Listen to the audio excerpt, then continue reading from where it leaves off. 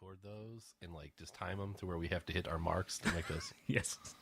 Oh shit, we're coming up. We're coming up on the mark. Bom, bom, bom, bom. Oh shit, I had a bad joke there.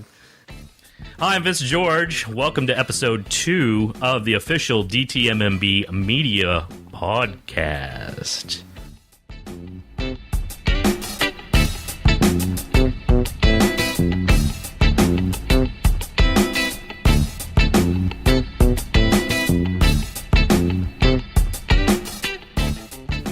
I'm joined as always by Chris Herndon. Hello, everyone in podcast land. And we did that last time. We'll just stop with that. I mean, we could go into the whole, yes, there's a place called Podcast Land. That's our biggest listeners out there, but I prefer not to get into that. So, are you recording this? Yes, we're actually that doing... was my catchphrase. We're actually doing... Oh, that's your catchphrase. I was trying that to be my new catchphrase. Oh, I'm sorry. That's the spicy meatballs. See, I mean... Okay, I get it now. Okay, that was just a catchphrase, guys. That's fine. I thought we were doing a bit. We don't do bits. That's right. We don't do bits. It's all natural. No script. No script at all, except for just a couple things. Well, I mean, the term bits, implies that there's some comedic or entertainment value based on what I'm doing. And Lord knows there's no comedic value at all in what we're doing. Right. This is the show where Chris generally wonders if we're going to be serious, and I usually respond that, hey, if a joke comes up, we can be funny, but then I usually go off the deep end, and he's like, God damn it. So hopefully, I can keep it together tonight, and we can give you a decent show. We have a lot of good stuff to talk about, including later in the show, our full review of the movie Gravity, which I'm looking forward to. Yeah, that's going to be good. What's happening around DTMMB Media Land? Well, we do have some new contributors on the blog that I'd like to recognize. We have Scott Reeser. He's recently taking an interesting look at the symbolism of American superiority in Independence Day, which can really be personified, I think, by Will Smith, mostly in that movie. I know you're a big fan of Independence Day. Oh, it's one of my guilty pleasures. I am well documented the fact that I cannot go past, if I see that on a channel when I'm channel surfing, as I'm known to do, I can't not stop and check out, what scene they're on. Which means you pretty much watch it every weekend because it's on all the time. Yeah, I mean, almost probably 4 to 5 times a week I watch at least one scene. So you probably have some input on that, I would say. Yeah, I've never really thought about the American superiority or the symbolism, of such. But certainly Randy Quaid showed him a thing or two. Oh yeah, well, I mean, yeah, that as my favorite character though is Robert Loggia's character, the general. When I just love the fact that Randy Quaid's kids are in the control room and Randy Quaid saves the day, and what does Robert Loggia say? That son of a bitch did it. I love it. It's like, oh yeah. By the way, by son of a bitch, I mean, thank God for your dad. Didn't you say Sorry for your loss. Did you meet him one time? Yes, I did. I actually met Robert Loggia at a Walden Books. Nice. I sold him a preferred reader card. Wow. It was actually in his wife's name, but yeah. And when I saw him, I said, "Hey, you're Robert Loggia," and he said, "Yes." And I said, "I loved you in Armed and Dangerous." It was the first movie that came to my head, and looking back on it, there were probably some other movies I could have mentioned. Like Independence Day? Yeah, Independence Day would have probably been one, Jagged Edge, When he bought that card, were you like, you son of a bitch, you did it? That son of a bitch did it. No, I didn't say that actually, but yeah, I was to this day, I both chuckle at myself and am a little embarrassed that the movie that I pulled out was Armed and Dangerous, and he kind of went, yeah, well, yeah. I'm sure that's what he's most proud of. That movie. I mean, his performance in that is, pretty good. Yeah, I'd say top notch. We also have Patrick Lawler. I presume I'm saying that correctly. I hope so, Patrick. And he wrote 3 reasons why he thinks the Agents of S.H.I.E.L.D. might fail. And he made some pretty good points about some of the things that they were doing. I was impressed by this most recent show, and we'll get into that soon in our The Look segment. And we also have Richard Tatum, who's out of the UK. Now, I don't typically like the British, but I'm going to give this guy a pass because he's writing for us. And he gives a look at iOS 7 after the first 30 days. I know it came under a lot of criticism. I personally like it myself. I know you don't have really any experience with iOS 7. Very, very little. If I had any advice to give to Richard, and welcome to the team, would be I would read Scott Reeser's look at symbolism in American superiority in Independence Day and watch the film. Well, being from the UK, he learns that as part of his history lessons, I believe. Yeah, it's true. Obviously, that we're superior. And, of course, we still have some solid posts being posted by Katrina, who we mentioned last time. She's doing an outstanding job and doing some great posts. As a matter of fact, a post about a book by Neil Gaiman today, who I know that is enjoyed by many. Is that Gaiman or Gaiman? Gaiman. Okay, we'll go with that. Going with that. I say Gaiman. Okay. Let's go on to our corrections and omissions. I've made a huge mistake. I've made a huge mistake. I've made a huge mistake. I've made a huge mistake. I made a huge mistake. I've made a huge mistake.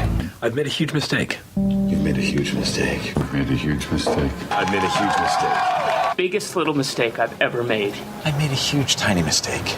I've made a huge mistake. I've made a huge mistake. I made a huge mistake. I've made a huge mistake.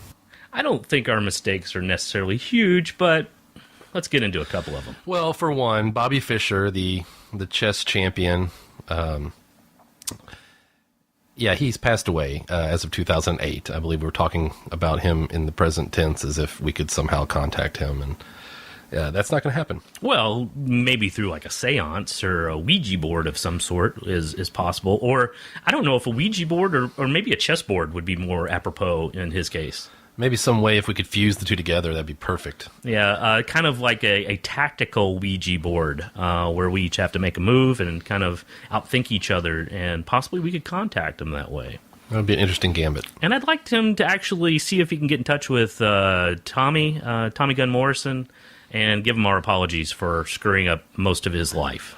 Yeah, and really just probably anyone who is deceased that we may mention and not refer to them as being deceased. It's a typical problem, and we may also run into the problem where we say someone is deceased and they're not actually deceased yet. That is also an unfortunate thing. Yeah, but we all die sometimes. So. Right, we haven't gotten to that part yet. Well, I'm sure we will, and we'll get to it in our corrections and omissions when that happens. Hey, so look forward to that. Yeah, look forward to that. Yeah. There was a little confusion on exactly whom Ed Harris might have been portraying in Apollo 13. And actually, it's interesting, a little tie-in with today's movie review for Gravity, because Ed Harris is also involved in that, playing a similar role. But he's actually doing a portrayal of Gene Kranz, a longtime NASA mission control guy, Is Gene still alive? I'm going to say no. Possible material for next week's. Mm-hmm. I like what you're doing there. Okay. But I do not believe that Mr. Krantz is still with us, but I might be wrong on that, to be honest. But anyway, Ed Harris portrayed him in Apollo 13. Not the first Ed Harris mistake we've made, or at least that I've been involved with. Yeah, and he might have been, I think the other bit of confusion we had, we weren't sure if he portrayed Gene Kranz in Apollo 14, 15, 16, 17, or 18. But possibly. He might have been he might have portrayed, just like Indiana Jones or something, I mean, and depending on when we find out if he's dead or alive, possibly in Gravity, he could be playing the same, it's kind of a legacy character for him. Yeah. He's made a career out of playing Gene Kranz. He's like James Bond or Indiana Jones or Tarzan. Mm-hmm. Mm-hmm. Another little bit of confusion we had was what does CHUD stand for? Cannibalistic Humanoid Underground Dwellers. Mm-hmm. I believe, I don't remember what I said exactly, but it was not that. It was not that. I'm pretty sure of that. Now, it also, I guess in the movie, it was also mentioned that it could be contamination, hazard, urban disposal. It's been years since I've seen that movie. Yeah, I don't remember much about it either. The one good thing, though, I will say, is that we did get at least the first letter of each word that we said right, and it did spell out chud. Chud. But I think maybe carnivorous was in there or something. I'm not sure. It's ripe for a reboot, I think, at this point. Yeah, and they might just decide to change what those letters stand for. They could, and it could be what we said. So we may be able to go back and retract it. Now, we would go back and correct our correction, actually, at that point, wouldn't we? Yes, we would. And finally, there was a little confusion on our part. The character that Sandra Bullock plays in Gravity, and we'll get into that later, as you know, but Dr. Rhinestone, actually no affiliation with the movie Rhinestone with Sylvester Stallone. Well, not that we could find. Yeah, I mean, I'd like to start the rumor right now that it was maybe somehow influenced unofficially, but it was not a reboot of Rhinestone as we originally thought. No, there was a country music song in there, though, so I'm willing to make that stretch, I think. And I would also like to take this time just to, we got a little feedback last week on some of our efforts in the podcasting realm. Okay. As you know, in podcast land. Okay, okay. Yeah, see where I'm going with that. Your catchphrase. That's my catchphrase. And it came to our attention that we may be alienating, that might be a strong word, turning off female listeners to our podcast because apparently those bitches. Well, that might be one reason why. Not Not exactly the reason. Oh, you're going in a different direction with calling women bitches for one. Okay. But that wasn't really where I was going. But that does work for hip hop though, so I don't think that's really going to cause us a problem.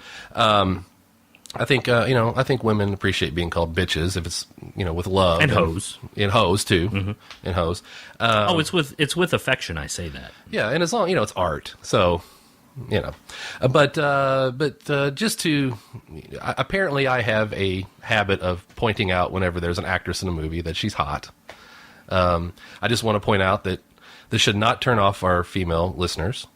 We also point out actors that are attractive. Jason Statham. For one, Jason Statham has been, Vince's man love for him has been well documented in our podcasts. And also, I just want to point out that we also mentioned that Steve Buscemi was not attractive. Right. So I think, my point is, I think, we're giving a fair and balanced approach to the level of attractiveness of both the leading actors and leading actresses. And that's what I swear, I promise to you at this point, going forward, our pledge to you will be to, pretty much rate the appearance, of everybody we talk about. Yeah, I'm all for that, especially hot women. If we can get those, the hotter the women, the better. The hotter the women, the better. I figure. Let's move on to our next segment, the look. Which, fuck it, I'll add it in post-production. You gonna add some music there in post-production? Yeah, in post-production, I'm gonna add some music. See, that works really well when we announce that. I just, you don't know how much I think it helps people to kind of expect. They don't want to be shocked. Oh, hey, that was actually a correction we didn't hit. Oh, you're right. That was not Laura Branigan who sang the look, and actually, the song we were talking about wasn't even the song that was used last time. I used the song by Prince, and I believe it was Sheila E. doing the singing there. And it was not done. It was not the Roxette song. No, it was not the Roxette song. Thank goodness, because I think we would have had a violent outbreak if that had been the case. I know people don't necessarily like that song. Well, I don't know if it's a matter of people not liking it. I'm sure there's a lot of Roxette fans out there, but I couldn't really tell you. All right. I had it queued up, but I can't find it. There's just too many sounds on here. It's not even that one. Definitely not that one. Yeah, that's the sound when you know that things are going really well. No, actually, this one. Too bad.